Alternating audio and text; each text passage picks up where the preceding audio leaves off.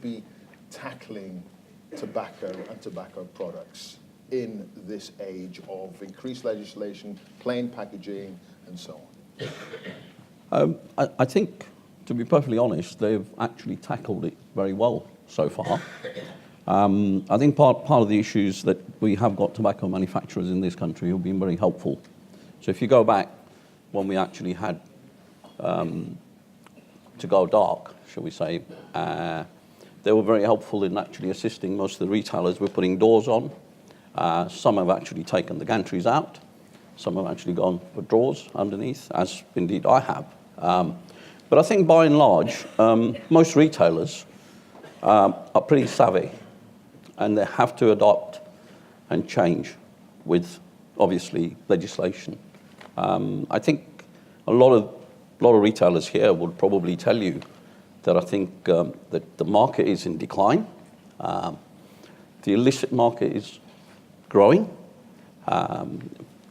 Politicians will have you know, or will let you believe, that it's because of their policies, but I can assure you, I personally believe that it's because there is an increase in the illicit market.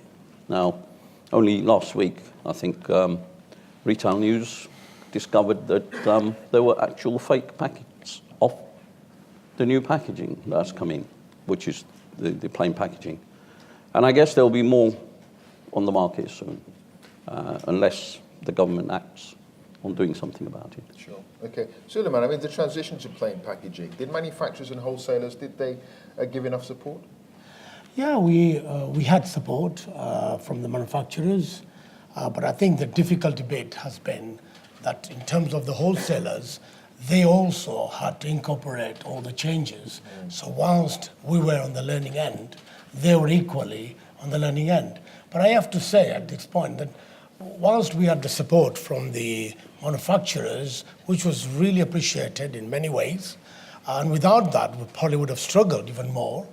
At the same time, there was very little, if any, support from the people who were putting the legislation through from the parliament. And that's the difficult debate, what retail has to put up with. Ralph, you talked about taking the door off so that you can get through more easily. Space behind counters now being used to sell other products. Absolutely. Is it sensible to move tobacco under the counter? I think so. I mean, the legislation doesn't allow you to display. So well, you can. It's just plain. Yeah. So it's boring. But that is a very prime site, and that's why cigarette gantries have always been behind the till. So you've got a very, very prime location where you could actually put more, perhaps, shall we say, lucrative items, which will give you better margins.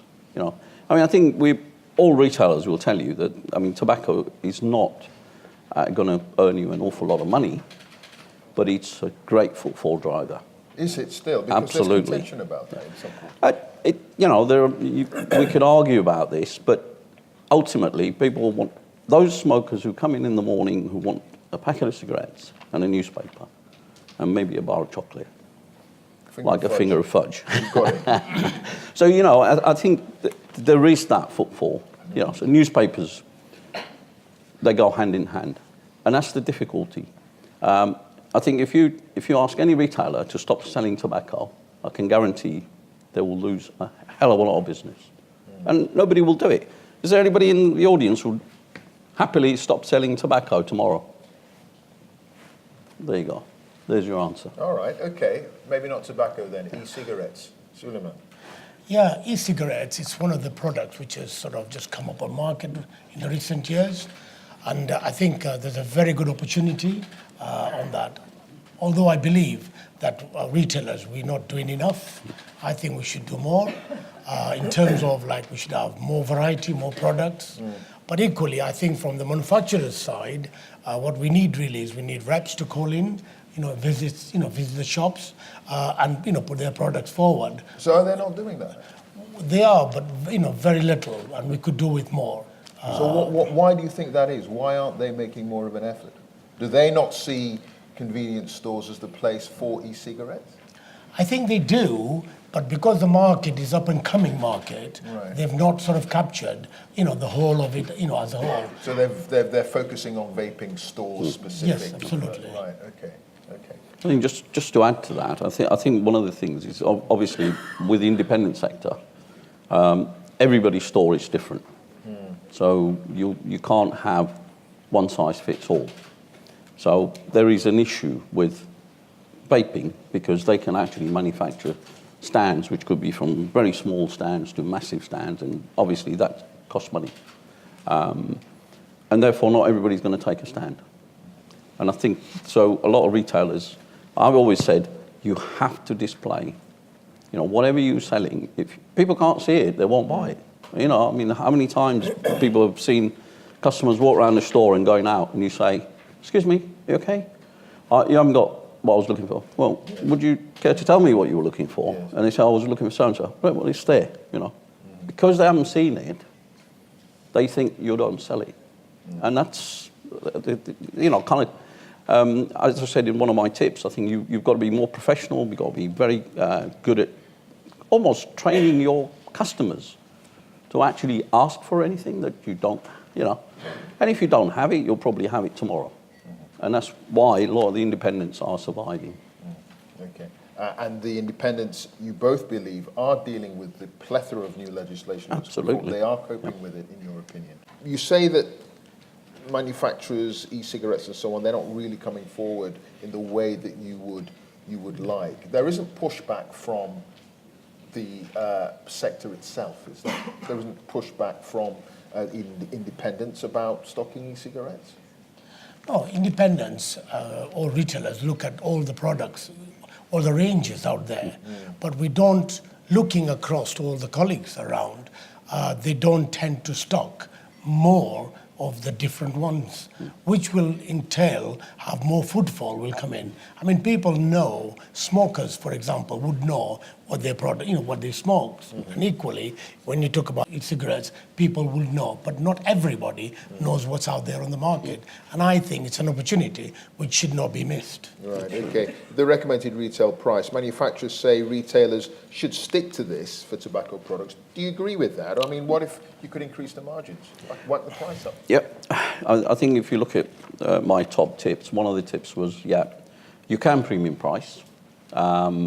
I think a lot of retailers here know their customers and they know the location they're in. So if you were in, say, central London, you could probably premium prices and get away with it. I always say to retailers, yes, premium price it, but be sensible. And I think Guy used the term price insult. And that is very, very true because, a customer will come into you and if you rip them off, they ain't going to come back again. And that's a fact. You've got to be sensible. So you've got to be sensible. I disagree. Sticking to that principle. Whack the price up, ladies and gentlemen. Whack the price up. Explain yourself, yeah, sure. I believe retailers, they should make their own decision. It's depending on the market. Absolutely, they should make their own decision. And after all, they know their customers, and they know what Ralph just said, that if you overcharge them, you won't see them tomorrow. But at the end of the day, retailers have to make a living. They're there today, and you want them to be there tomorrow for the community they're serving. So it should be left to each retailer to decide for themselves. So we're not disagreeing. You're not no, we're not disagreeing. All right, okay, that makes perfect sense. Illicit tobacco, that market, it's growing. What can be done to tackle it? It's a huge problem, across. Many years ago, we used to talk about just a smuggled product, but now, when you're talking about counterfeit, plain packaging is now kicked in, as you said, and the growing of illicit right across. There isn't one retailer out there whom you could speak and who doesn't know about illicit. Yep. It's a growing problem. Sure. We do invite from time to time our local, MPs to come to our shops and see for themselves the difference, what it's having. And I encourage a lot of retailers out there that whenever you hear something or whatever you hear about illicit, report it. And we guide them to report to the local authority. There's so many organizations out there where they can report to. So it's not just like ringing a police number. There's so many, there's ways around to report. And it's so important that that is tackled with. I have seen my own MP and others to tell them the state and the nature of the problem. Sadly, there's a lot of legislations out there. By the way, whenever there's a legislation that comes up, it's meant to be for the better. Sadly, when it comes to tobacco, it never is. There. And the taxation doesn't help. So it pushes everybody to go the other way, which is illicit, which is really sad, because the loss, when you add up in terms of revenue, the treasury loses, and then even more further up, but also the damage that illicit will do to the people's health is even far, far worse than people realize and you can imagine. Packs of 10, 15, 17, 18, 19, can't sell them anymore. Well, you can't anymore. You What are absolutely. packs of 20? I mean, how much of a problem is that? It is a huge problem. I mean, look, at the end of the day, when you're telling people from the health point of view that you want them to reduce or you want them not to smoke, from the starting point, there, well, you can't say, well, you can't buy 10 anymore, but you've got to go up to 20. That's a silly thing to do, there. You wouldn't do that with other products. You'd make them in smaller in sizes, completely on the other side. And for anybody to be asking, to be removing one for a bigger one is beyond anybody's imagination. Well, that's the EU for you, you see. Who's the Perhaps, Where's Lord Price? No. So keep going. Yeah, just finish. Yeah, up there, Rob. I was just going to add to that is I mean, there are so many figures branded around. Yeah. One of the figures that comes to mind is £2.4 billion. Yeah. That is the loss to the Treasury in taxation. Now, I think somebody needs to look at it in government to say, well, do you know what? We can't afford to lose £2.4 billion. I mean, we're just going to let it just slip away. Of course not. We need to invest more money. I mean, one of the things we've always advocated as an organisation, we belong to Federation of Retail News, and that is basically to say, well, reduce the taxation. So it doesn't become very viable for people to smuggle. And there is, it's got to be on level playing field. So, taxation out in Europe is a lot less than it is here. And therefore, it actually makes it easier for people to just go out there, buy the tobacco, van loads. And, I recall somebody showing me some slides. And if they took a van, filled it up with tobacco, brought it in, I think they made a profit of £60,000. Wow. Now, if you took a trunker and you brought one of those in, £1 million profit. Now, Incredible. That is horrendous figures. And, we're sitting there and we're losing out because the retailers are losing a hell of a lot of money. I mean, I can tell you, there's so retailers will tell you when a shipment has come in to their area, they'll stop selling tobacco. And all they'll sell is Rizzlers. Am I right? Yeah. There you go. Okay, interesting.